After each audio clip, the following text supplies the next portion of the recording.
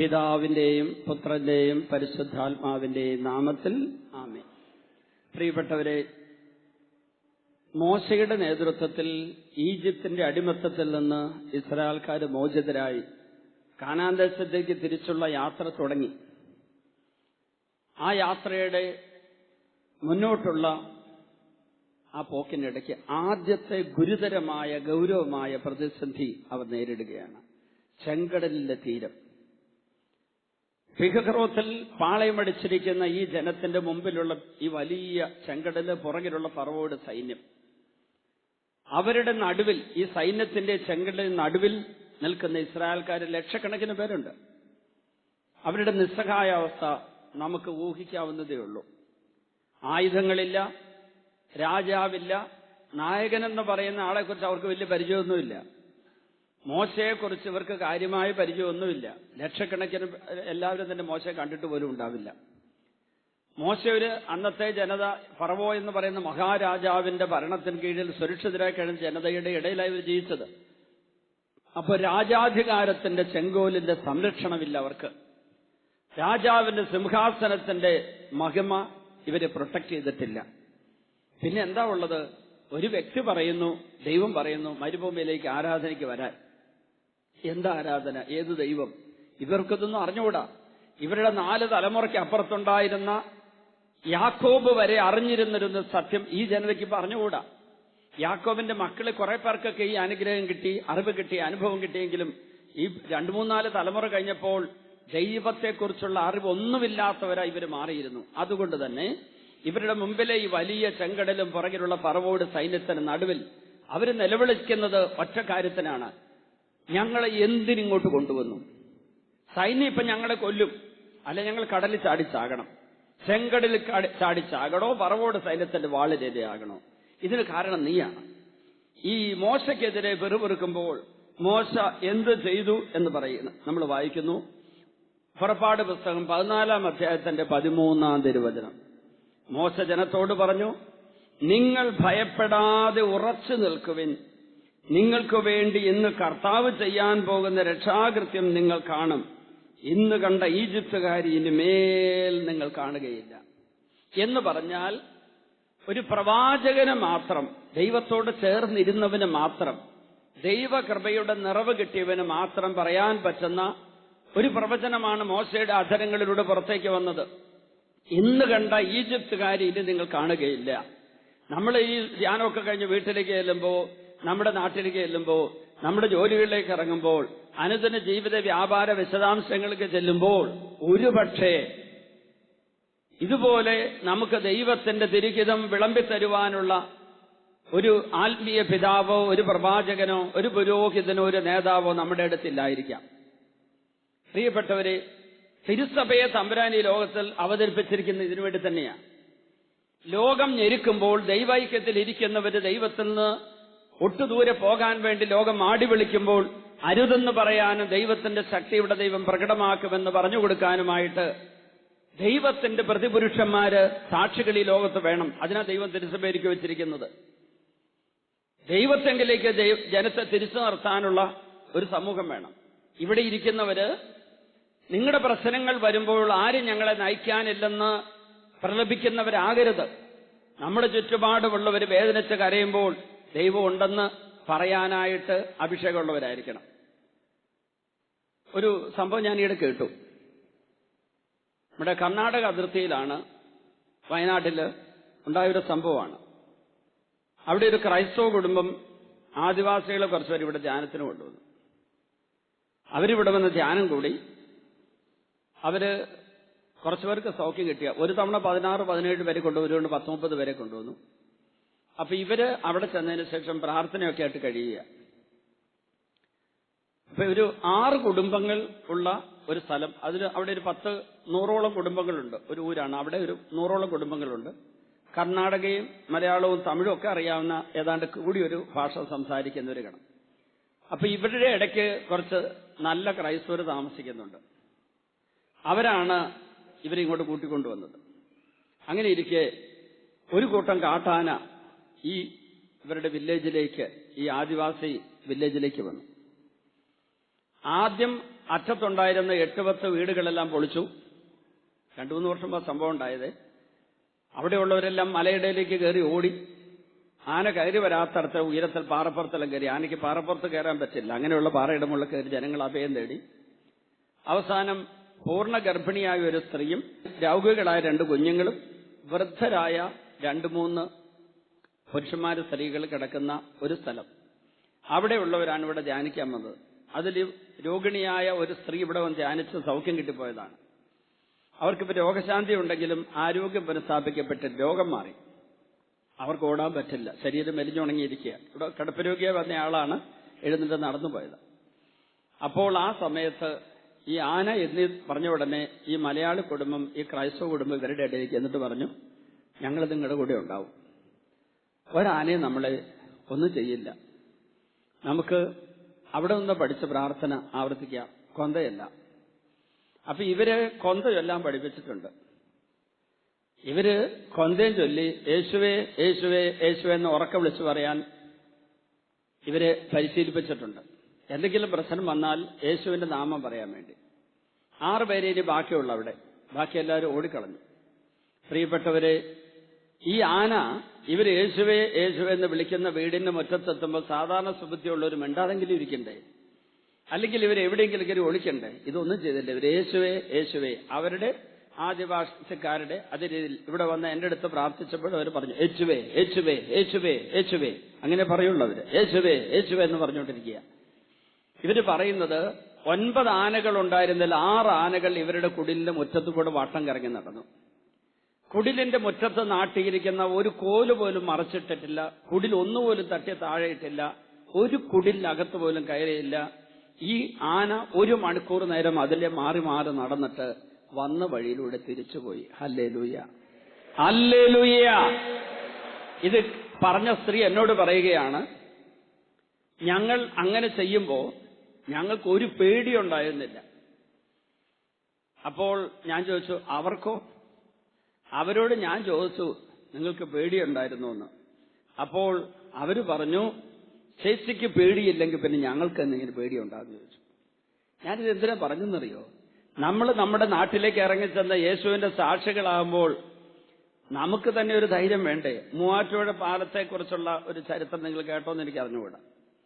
അത് ആദ്യമായി ഈ കോൺക്രീറ്റ് പാലം അങ്ങനെ ഉണ്ടാക്കിയ അവസരത്തിൽ ബ്രിട്ടീഷ് എഞ്ചിനീയർമാരാണ് ഇത് സിസ്റ്റോട് കൊണ്ടുവന്നത്. അതിന്റെ സെന്റിനറിക്ക് കഴിഞ്ഞു.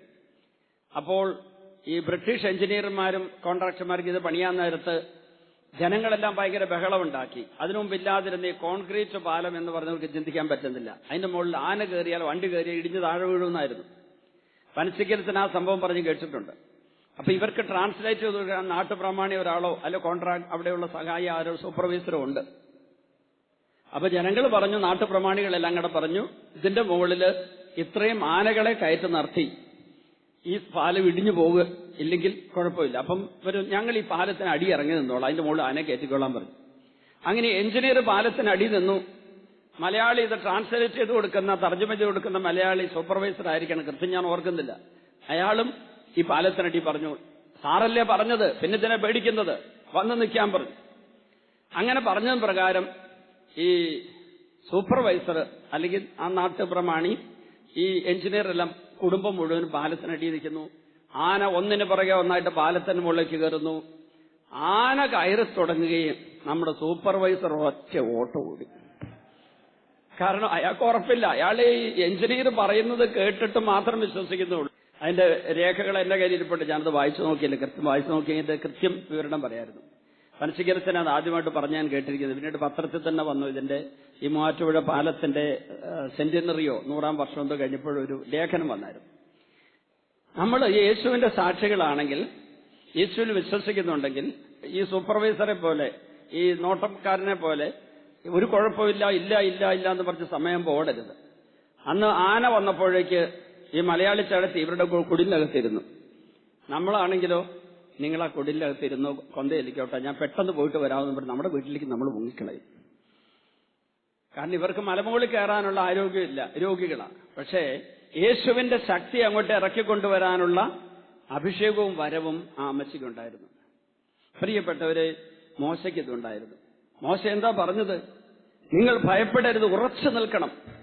നിങ്ങൾക്ക് വേണ്ടി ഇന്ന് കർത്താവ് ചെയ്യാവുന്ന രക്ഷാകൃത്യം നിങ്ങൾ കാണും. ഇന്ന് കണ്ട ഈജിപ്തുകാരെ നിങ്ങളിനി കാണില്ല. അതിന്റെ തെളിവൊന്നും ശാസ്ത്രീയമായിട്ട് മോശയ്ക്ക് അറിഞ്ഞുകൂടാ. ദൈവം പറയുന്നു ഇങ്ങനെ, ഈ ഈജിപ്തുകാരെ ഇനി നിങ്ങൾ കാണില്ല. അത് മോശ പ്രഖ്യാപിച്ചു. കർത്താവ് നിങ്ങൾക്ക് വേണ്ടി യുദ്ധം ചെയ്തുകൊള്ളും, നിങ്ങൾ ശാന്തരായിരുന്നാ മതി. ആന 6 വീടിന്റെ മുറ്റത്തുകൂടെ നടക്കുമ്പോ വീടിനകത്ത് ശാന്തരായിരുന്നാൽ മതിയെന്ന് ആദിവാസികളോട് ആ അമ്മച്ചി പറഞ്ഞതുപോലെ മോശ പറഞ്ഞു. കർത്താവ് മോശയോട് പറഞ്ഞു, നീ എന്തിനെന്നെ വിളിച്ച് കരയുന്നു? അത് എനിക്ക് ഒത്തിരി അത്ഭുതം ഉണ്ടാക്കിയ ഒരു വചനം കേട്ടോ. നീ എന്തിനാ എന്നെ വിളിച്ച് കരയുന്നത്? മോശ വിളിച്ച് കരയുന്നതായിട്ട് നമ്മൾ അതിനു മുമ്പ് കണ്ടുമില്ല. ജനങ്ങൾ നിലവിളിക്കുന്നതായിട്ട് കാണുന്നുണ്ട്, പക്ഷെ മോശ നിലവിളിച്ച് കരയുന്നില്ല. ഒരു പക്ഷേ ഭാഗ്യമായിട്ട് മോശ നിലവിളിക്കുന്നില്ലെങ്കിലും ഉള്ളിൽ നല്ല നിലവിളി ഉണ്ടായിരുന്നിരിക്കണം. കാരണം മോശ തന്നെ വിശ്വാസ നിറവിലേക്ക് പൂർണ്ണത്തിൽ വളർന്നു വന്നിട്ടില്ല. മുന്നോട്ട് പോകാൻ ഇസ്രായേൽക്കാരോട് പറയുക, നിന്റെ വടി കയ്യിലെടുത്ത് കടലിന് മീതെ നീട്ടി അതിനെ വിഭജിക്കുക. ഇസ്രായേൽക്കാർ കടലിന് നടുവേ വരണ്ട നിലത്തിലൂടെ കടന്നു പോകട്ടെ. പ്രിയപ്പെട്ടവരെ, മോശ ഇതാ തന്റെ കരങ്ങൾ, വടിയിരിക്കുന്ന കരങ്ങൾ ചെങ്കടലിന് മുകളിലേക്ക് പിടിക്കുന്നു. ഇസ്രായേൽ ജനത്തിന്റെ മുൻപേ പോയിക്കൊണ്ടിരുന്ന ദൈവദൂതൻ അവിടെ നിന്ന് മാറി അവരുടെ പിൻപേ പോകാൻ തുടങ്ങി. മേഘസ്തംഭം മുൻപിൽ നിന്ന് മാറി പിൻപിൽ വന്നു നിന്നു. അത് ഈജിപ്തുകാരുടെയും ഇസ്രായേൽക്കാരുടെയും പാളയങ്ങൾക്കിടയിൽ വന്നു നിന്നു. മേഘം ഇരുട്ട് നിറഞ്ഞതായിരുന്നു. അതിനാൽ ഒരു കൂട്ടർക്ക് മറ്റവരെ സമീപിക്കാനാവാതെ രാത്രി മുഴുവൻ കഴിഞ്ഞു. ഒരു രാത്രി മുഴുവനും ഇതാ മുമ്പിൽ ഇസ്രായേൽ സൈന്യം, ഈ വശത്തുള്ളവര് ഇസ്രായേൽ സൈന്യം, ഇസ്രായേൽ ജനത, ഇവിടെ ഈജിപ്തിന്റെ സൈന്യം. ഇതിന് നടുവിൽ മേഘസ്തംഭം വന്ന് നിൽക്കുന്നു. മേഘം മുഴുവന് കറുത്ത കാർമേഘം നിറഞ്ഞതാണ്. അതുകൊണ്ട് തന്നെ കൂരിരുട്ടത്ത് ഇസ്രായേൽക്കാർ ഈജിപ്തുകാരെ കണ്ട് ഭയപ്പെട്ടില്ല. ഈജിപ്തുകാര് ഇസ്രായേൽക്കാരെ കണ്ട് അവരെ കൊല്ലാൻ എടുത്ത് അടിയില്ല. ദൈവത്തിന്റെ ദൂതനാണ് നടുക്ക് നിൽക്കുന്നത്. പ്രിയപ്പെട്ടവരെ, മോശ അതിനു മുമ്പ് ചെന്നിട്ടൊരു കാര്യം ചെയ്തു. തന്റെ കരം നീട്ടി, കരത്തിലിരിക്കുന്ന ഈ വടിയും നീട്ടി ചെങ്കടലിന് മുകളിലേക്ക് നീട്ടിപ്പിടിക്കുക. മോശ കടലിന് മീതെ കൈ നീട്ടി. കർത്താവ് രാത്രി മുഴുവൻ ശക്തമായ കിഴക്കൻ കാറ്റയച്ചു. കടലിനെ പിറകോട്ട് മാറ്റി. കടൽ വരണ്ട ഭൂമിയായി, വെള്ളം വിഭജിക്കപ്പെട്ടു. ഇസ്രായേൽക്കാർ കടലിന് നടുവെ ഉണങ്ങിയ മണ്ണിലൂടെ നടന്നു. അവരുടെ വലതുമിടത്തും വെള്ളം മതിൽ പോലെ നിന്നു. ഈജിപ്തുകാർ ഫറവോയുടെ കുതിരകളും കുതിരപ്പടയാളികളും തേരുകളുമെല്ലാം അവരെ പിന്തുടർന്ന് കടലിന് നടുവിലേക്ക് നീങ്ങി. രാത്രിയുടെ അന്ത്യയാമത്തിൽ കർത്താവ് അഗ്നിയുടെയും മേഘത്തിന്റെ സ്തംഭത്തിൽ ഇറങ്ങി ഈജിപ്തുകാരുടെ സൈന്യത്തെ നോക്കി അവരെ പരിഭ്രാന്തരാക്കി. അവിടുന്ന് രഥചക്രങ്ങൾ തടസ്സപ്പെടുത്തി. തന്മൂലം ഗതി ദുഷ്കരമായി. അപ്പോൾ ഈജിപ്തുകാർ പറഞ്ഞു, ഇസ്രായേൽക്കാരിൽ നിന്ന് നമുക്ക് ഓടി രക്ഷപ്പെടാം. കർത്താവ് അവർക്ക് വേണ്ടി ഈജിപ്തിന്റെ യുദ്ധം ചെയ്യുന്നു. അപ്പോൾ കർത്താവ് മോശയോട് പറഞ്ഞു, നിന്റെ കരം കടലിന് മീതെ നീട്ടുക. വെള്ളം മടങ്ങിവന്ന് ഈജിപ്തുകാരെ അവരുടെ തേരുകളെയും കുതിരപ്പടയാളികളെയും മൂടട്ടെ. മോശ കടലിന് മീതെ കൈനീട്ടി. പ്രഭാതമായപ്പോഴേക്ക് കടൽ പൂർവ്വസ്ഥിതിയിലായി. ഈജിപ്തുകാർ പിന്തിരിഞ്ഞോടിയത് അതിന് മധ്യത്തിലേക്കാണ്. അങ്ങനെ കർത്താവ് ഈജിപ്തുകാരുടെ നടുവിൽ കടൽ താഴ്ത്തി. ഈ സംഭവം ഞാൻ ഇതിനെ വായിച്ചെന്നറിയോ? നമ്മുടെ പിന്നിൽ ഈ ഫറവോയുടെ സൈന്യം എന്ന് പറയുന്നത് ബൈബിളില് തിന്മയുടെ ശക്തിയുടെ പ്രതീകമാണ്, സാത്താന്റെ പ്രതീകമാണ്. ഫറവോയുടെ സൈന്യവും സാത്താന്റെ പ്രതീകമാണ്. ഈ സാത്താനാണ് ഇവരെ ബന്ധിച്ചിട്ടിരുന്നത്. സാത്താന്റെ ബന്ധനത്തിൽ കഴിഞ്ഞ് ഇവരെ ദൈവം മോചിപ്പിച്ചു മോശ വഴി മോചിപ്പിക്കുമ്പോൾ ഇസ്രായേൽ ജനത്തിന് അടിമത്തത്തിൽ മോചനം കിട്ടണമെന്ന ഒരു ചിന്ത മാത്രമേ ഉണ്ടായിരുന്നുള്ളൂ. പക്ഷേ അടിമത്ത കാലത്ത് കിട്ടുന്ന തീറ്റയും സുരക്ഷിതത്വവും അവരെ കുറച്ചൊക്കെ അവിടെ പിടിച്ചു നിർത്തിയിരുന്നു. ഒരു സ്ത്രീ അവരുടെ ബന്ധുവായ ഒരാള് സുവിശേഷം അറിയിച്ചു, ഇപ്പോൾ നീ നിന്റെ ഭർത്താവിനെ ഉപേക്ഷിച്ച് ഈ പുരുഷന്റെ കൂടെ ജീവിക്കുന്നത്, ഇവന് വേറെ ഭാര്യ മക്കളും ഉള്ളതാണ്, 2 തരത്തിൽ നീ മ്ലേച്ഛതയിലും പാപത്തിലുമാണ്, വ്യഭിചാരമാണ്, ആത്മനാശം തീർച്ച, നിന്റെ മക്കൾ തന്നെ വഴിപിഴച്ചു പോകും. ഇതെല്ലാം പറഞ്ഞ് അവൾക്ക് ഏതാണ്ടൊക്കെ ഒരു മനമാറ്റമായി. അപ്പൊ അവള് ഇവനോട് പറഞ്ഞു, എനിക്കൊരു ഉറപ്പ് വാങ്ങിത്താ, ഞാൻ തിരിച്ചു ചെന്നാൽ എന്റെ ഭർത്താവ് എന്നെ സ്വീകരിക്കും. എനിക്ക് ഇവനിലൊരു കൊച്ചുണ്ടായിട്ടുണ്ട്, ആ കൊച്ചന്റെ കയ്യിൽ ഇപ്പൊ അമ്മിഞ്ഞ കുടിക്കുന്ന പരുവത്തിലിരിക്കുക, ആ കൊച്ചിനെയും കൊണ്ട് ഞാൻ ചെല്ലുമ്പോൾ അവൻ എന്നെ സ്വീകരിക്കുന്ന ഉറപ്പ് വാങ്ങിത്തരണം. ഇവൻ പറഞ്ഞു, അതെനിക്ക് അറിഞ്ഞുകൂടാ, എന്റെ ഭർത്താവിനെ എനിക്ക് തിരിച്ചു തരുമെന്നൊന്നും ഞാൻ പറയുന്നില്ല, നീ ഇപ്പോഴത്തെ പാപം ഉപേക്ഷിച്ചാൽ തന്നെ നീ രക്ഷ പ്രാപിക്കും. അപ്പോ ഇവൾ അങ്ങനെ ആ പുരുഷനെ, കാരണം അവന്റെ ഭാര്യയും മക്കളും ഒക്കെ ബന്ധുവിനോട് പറഞ്ഞു, എങ്ങനെയെങ്കിലും എന്റെ ഭർത്താവിനെ എനിക്ക് തിരിച്ചു വാങ്ങിത്തരണം. നിങ്ങളുടെ ബന്ധുവായ സ്ത്രീ നിമിത്തം എന്റെ ഭർത്താവ് എനിക്ക് നഷ്ടപ്പെട്ടു, എന്റെ മക്കൾക്ക് അപ്പനില്ല, അയാളിപ്പോ കുടി തുടങ്ങിയെന്ന് ഞാൻ കേട്ടു, എങ്ങനെയെങ്കിലും രക്ഷിക്കണം, ഞാൻ അയാളെ സ്വീകരിച്ചുകൊള്ളാം. എന്റെ ഭർത്താവ് ഒരുപക്ഷെ വ്യഭിചാരി ആണെങ്കിൽ പോലും എന്റെ മക്കൾക്കൊരു അപ്പനുണ്ടാകുമല്ലോ, വരുമാനം ഒന്നും വേണ്ട, എന്റെ ജോലി കൊണ്ട് ജീവിച്ചോളാം, അയാളെ ഞാൻ കുറ്റപ്പെടുത്തില്ല, പഴയ കാര്യമൊന്നും പറയില്ലെന്ന് ആ നല്ല സ്ത്രീ പറഞ്ഞതുകൊണ്ട് ഏതായിരുന്നാലും ഈ ബന്ധം വേർപെടുത്താൻ വേണ്ടിയാണ് ഈ മധ്യസ്ഥനായ ദൈവദാസൻ അവിടെ ചെന്നത്. അവന്റെ വാക്ക് കേട്ടിട്ട് അവൾ അവിടുന്ന് അവനെ ഉപേക്ഷിച്ച് കൊച്ചിനെ എടുത്തുകൊണ്ട്, ആ കൊച്ചിനെ സ്വീകരിക്കില്ലെന്ന് അമ്മ പറഞ്ഞിരുന്നു. മറ്റേ സ്ത്രീക്കുണ്ട കൊച്ചിനെ ഞാൻ കൊണ്ടുവന്നു കഴിഞ്ഞാൽ ആ കൊച്ചിന് ആരുമില്ലാതുകൊണ്ട് ഇങ്ങോട്ട് കൊണ്ടുവരണ്ട. അങ്ങനെ ആ സ്ത്രീ കുഞ്ഞുമായിട്ട് തിരിച്ച് നാട്ടിലെത്തി. അപ്പനും അമ്മയും അവളെ സ്വീകരിച്ചു. അവര് പറഞ്ഞു, മുറിക്കകത്ത് താമസിച്ചു, കൊച്ചിനെ നീ വളർത്തിക്കൂ, ഞങ്ങൾക്ക് പറ്റുന്നിടത്തോളം കാലം ഞങ്ങൾ ജോലി ചെയ്ത് നിങ്ങൾക്ക് ഭക്ഷണം തരാം, വസ്ത്രം തരാം, പിള്ളേർ പഠിപ്പിക്കാനുള്ള പണം ഉണ്ടാക്കാം, കൊച്ചിനെ പഠിപ്പിക്കാം. പക്ഷെ നിന്റെ കെട്ടിയവനെ വീണ്ടും സ്വീകരിക്കുക എന്നുള്ളത് ഞങ്ങൾക്ക് ഇനിയൊന്നും ചെയ്യാൻ പറ്റില്ല, കാരണം അവൻ നിന്നെ കണ്ട കൊല്ലാനിരിക്കുക. അപ്പോഴേക്കും ഇവള് പൊട്ടിത്തെറിച്ചു. എനിക്ക് അവനെ തിരികെ തരുമെന്നും പറഞ്ഞാണ് അയാൾ കൊണ്ടുവന്നിരിക്കുന്നതൊക്കെ പറഞ്ഞ് ഇവിടെ ബഹളം വെക്കാൻ തുടങ്ങി. ഇസ്രായേൽക്കാരുടെ അന്നത്തെ ഈജിപ്ത് എന്നുള്ള തിരിച്ചുവരവ് ഇത്രയേ ഉണ്ടായിരുന്നുള്ളൂ. അല്ലാണ്ട് അവര് ദൈവത്തിൽ നിന്ന് ഇവർ അകന്നുപോയി പൂർവികരുടെ പാപം വഴി, അതുകൊണ്ട് അവർ അടിമത്തത്തിലായി ദൈവാരാധന പറ്റില്ല എന്ന് ഓർത്തിട്ടല്ല അവര് തിരിച്ചു വന്നത്. ആത്മാർത്ഥമായ മാനസാന്തരമൊന്നും ഉണ്ടായിട്ടില്ല, അവര് തിരിച്ചു വരികയാണ്. അതുകൊണ്ടാണ് ഈ ചെങ്കടലിന്റെ കരയിൽ വന്നപ്പോൾ അവർ പഴയ ജീവിതത്തിന്റെ സുഖം ഏറ്റുപറഞ്ഞ് മോശയെ കുറ്റപ്പെടുത്തിയത്. മോശയുടെ ഉള്ളിൽ ദൈവത്തിന്റെ ചൈതന്യമുണ്ട്, അത് ദൈവവിളിയിലൂടെ കിട്ടിയതാണ്. ദൈവവിളിയിലൂടെ കിട്ടിയ ചൈതന്യം ഉണ്ടായിരുന്നുകൊണ്ട് മോശയ്ക്ക് അതിശക്തമായിട്ട് പ്രവർത്തിക്കാനും പ്രതികരിക്കാനും പ്രതിരോധിക്കാനും സാധിച്ചു. പ്രിയപ്പെട്ടവരെ, നമ്മുടെ ഉള്ളിൽ എത്രമാത്രം ദൈവിക ശക്തിയുണ്ടോ അതാണ് ഇനിയുള്ള ജീവിതത്തിൽ നമ്മളെ പിടിച്ചു നിർത്താൻ പോകുന്നത്. അതിന് മോശയ്ക്ക് 2-3 അനുഭവങ്ങളുണ്ട്.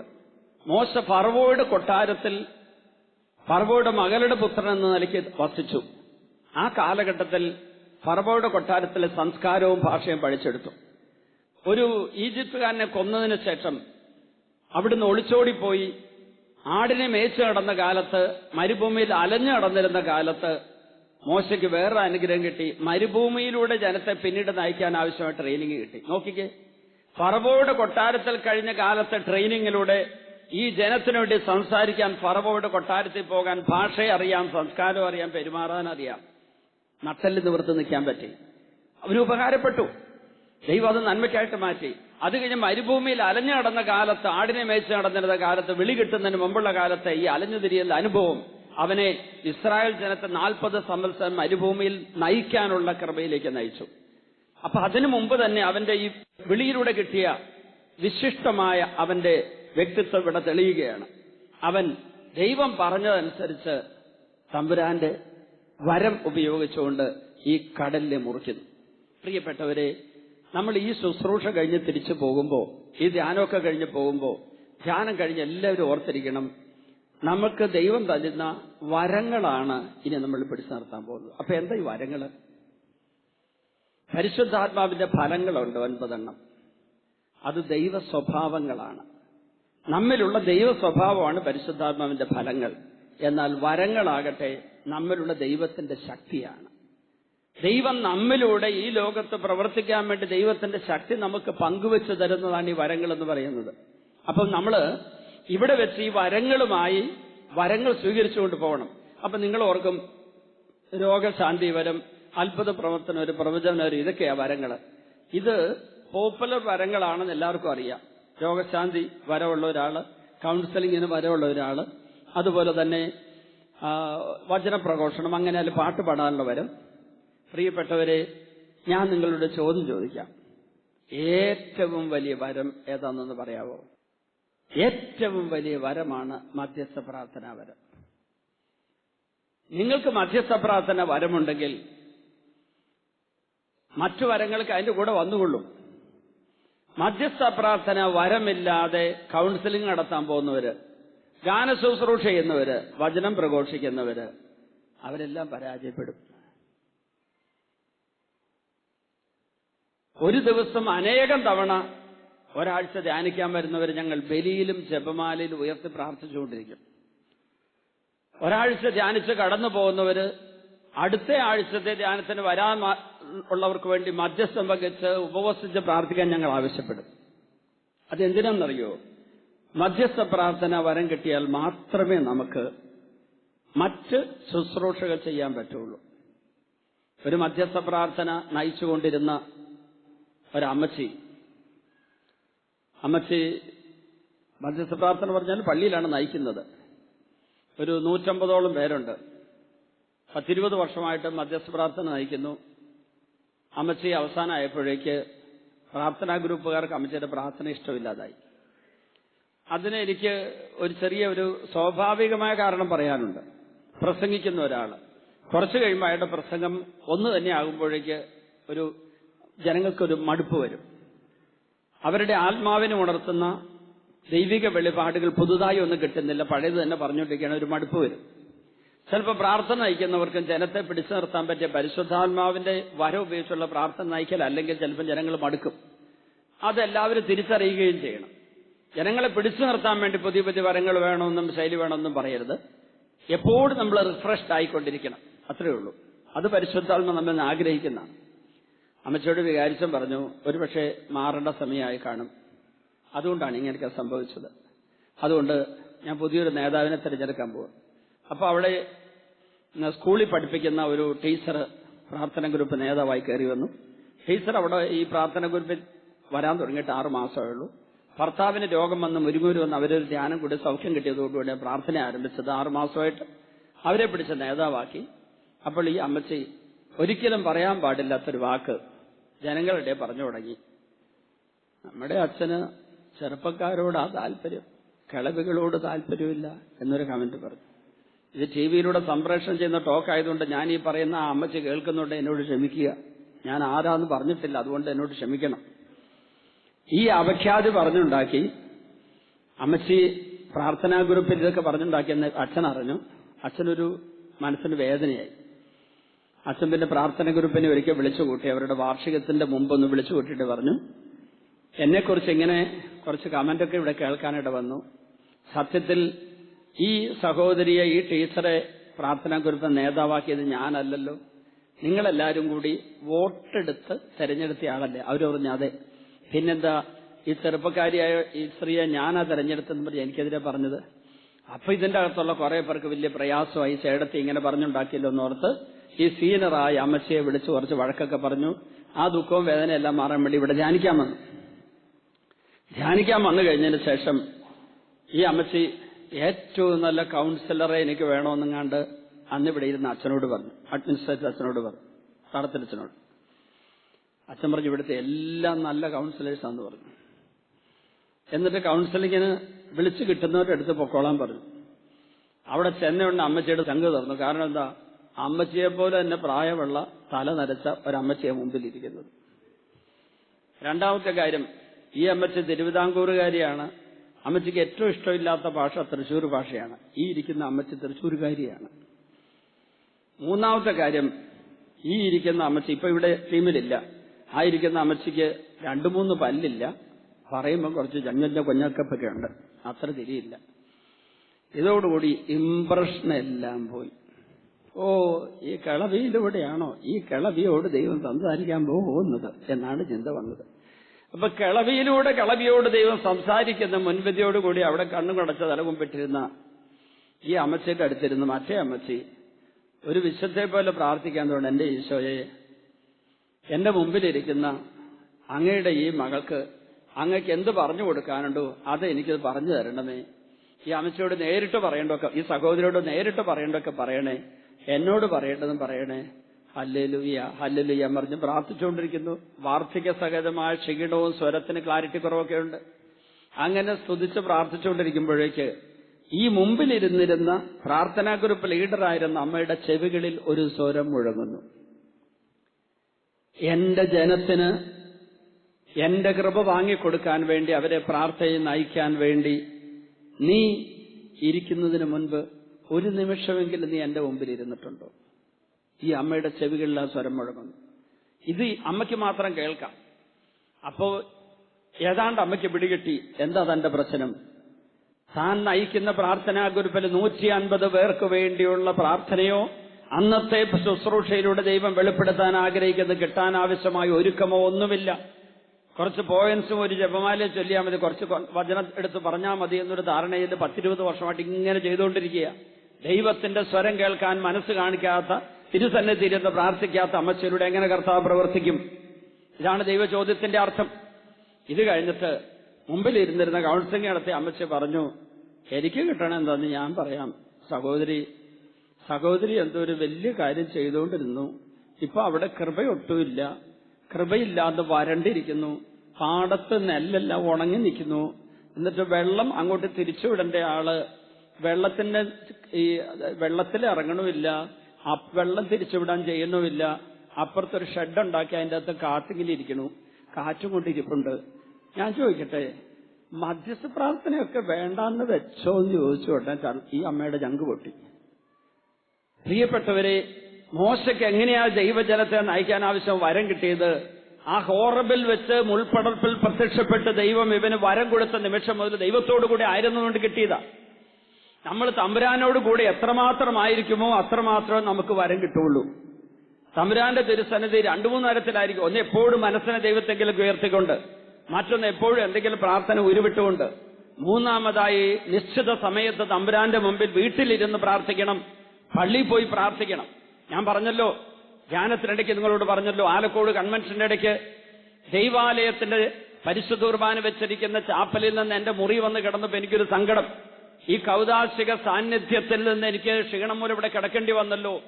എനിക്ക് ന്യായീകരണമുണ്ട്. രാത്രി 2:30 കിടന്നത്, രാവിലെ 5:30 എഴുന്നേറ്റു, ഉറക്കം കിട്ടിയിട്ടില്ല. പകൽ മുഴുവനും ധ്യാനമുണ്ട്, ജനങ്ങൾ കാണാൻ വരും, മധ്യസ്ഥ പ്രാർത്ഥനയുണ്ട്, വൈകുന്നേരം 6-7 മണിക്കൂർ നിന്ന് പ്രസംഗിക്കണം. അല്പം ഉറങ്ങുന്നത് തെറ്റുണ്ടോ? ആ ന്യായീകരണം ഉണ്ടെങ്കിൽ പോലും ഞാൻ എന്റെ മുറിയിലേക്ക് കയറി ഈ വേദനയോടെ ഞാൻ തമ്പുരാനോട് കരഞ്ഞു പറഞ്ഞപ്പോ ഈശോ എന്നോട് പറഞ്ഞത്, നീ ശുദ്ധ ഹൃദയത്തോടെ നിന്റെ മുറിയിൽ വന്ന് വിശ്രമിക്കുമ്പോഴും, നിന്റെ വീട്ടിലെ പ്രാർത്ഥനാ മുറിയിൽ നീ കയറുന്ന പ്രാർത്ഥിക്കുമ്പോഴും, ദൈവാലയത്തിലെ പരിശുദ്ധ കുർബാനയിലെ കൗദാശിക സാന്നിധ്യം ഞാൻ നിന്റെ വീട്ടിലേക്ക് കൊണ്ടുവരും, നിന്റെ മുറിയിലേക്ക് കൊണ്ടുത്തരുമെന്ന് പറഞ്ഞില്ലേ? അപ്പൊ നമ്മൾ എവിടെ പോയാലും, ജോലിക്ക് പോയാലും, ഡ്രൈവിംഗ് നടത്തിയാലും, കാട്ടിലാ പണിയെടുക്കുന്നതെങ്കിലും, ഓഫീസിൽ ജോലി ചെയ്താലും, IT മേഖലയിലാണെങ്കിലും, നേഴ്സാണെങ്കിലും, ഡോക്ടറാണെങ്കിലും, അധ്യാപികയാണെങ്കിലും നമുക്ക് ഈ കൗദാശിക സാന്നിധ്യം തരാൻ തമ്പുരാൻ തയ്യാറാ. എവിടെ എന്റെ ഹൃദയത്തിൽ വസിക്കുന്ന തമ്പുരാനെ ഞാൻ കണ്ടെത്തി തമ്പുരാനോട് ബന്ധപ്പെടുന്നു, അപ്പോൾ ഈ അനുഗ്രഹം എനിക്ക് കിട്ടും. ഏത് സാഹചര്യത്തിലായിരുന്നാലും ഇത് ചെയ്യാൻ പറ്റും. പ്രിയപ്പെട്ടവരെ, ഇത് ഒരുപക്ഷെ നിങ്ങളുടെ ഉല്ലാസമായിരിക്കാം, പിക്നിക്കായിരിക്കാം, അവിടെ ഈ സാന്നിധ്യം കൊണ്ടുചെല്ലാൻ പറ്റും, ഈശോയുടെ സാന്നിധ്യം ഇറക്കി കൊണ്ടുവരാൻ പറ്റും. ഇതായിരുന്നു മോശയെ സഹായിച്ചത്. പ്രിയപ്പെട്ടവരെ, തമ്പുരാന്റെ അത്ഭുത കരബലം പ്രകടമാക്കാൻ മോശയ്ക്ക് ഉപകരണമാകാനുള്ള യോഗ്യത കിട്ടിയത് തമ്പുരാനോട് കൂടെ ഇരുന്നതുകൊണ്ടാണ്, തമ്പുരാനോട് ചേർന്നിരുന്നുകൊണ്ടാണ്. നമുക്ക് എഴുന്നേറ്റ് നിന്ന് ആ കൃപയ്ക്ക് വേണ്ടി പ്രാർത്ഥിക്കാം. 2 കരങ്ങൾ നെഞ്ചോട് ചേർത്ത് വെച്ച് ഏറ്റുമെല്ലാം. കാരുണ്യവാനായ ഈശോയെ, പ്രശ്നങ്ങളും പ്രതിസന്ധികളും പ്രതികൂല സാഹചര്യങ്ങളും വേദനാജനകമായ അനുഭവങ്ങളും പരിഹാരമില്ലാത്ത പ്രശ്നങ്ങളും ഞങ്ങളുടെ മുമ്പിൽ വരുമ്പോൾ അങ്ങയോട് ചേർന്നിരിക്കുവാൻ, അങ്ങിൽ നിന്ന് കൃപ സ്വീകരിച്ച്, വരം സ്വീകരിച്ച് അത്ഭുതം പ്രവർത്തിക്കാനുള്ള ഉപകരണങ്ങളാകാനും ഞങ്ങളെ സഹായിക്കണമേ. മനസ്സുമെടുക്കാതെ അങ്ങിലേക്ക് നോക്കുവാൻ, അങ്ങയെ വിളിച്ചപേക്ഷിക്കുവാൻ ഞങ്ങളെ സഹായിക്കണമേ. യേശുവേ നന്ദി, യേശുവേ സ്തോത്രം. Hallelujah, hallelujah, hallelujah, hallelujah, hallelujah, hallelujah, hallelujah, hallelujah.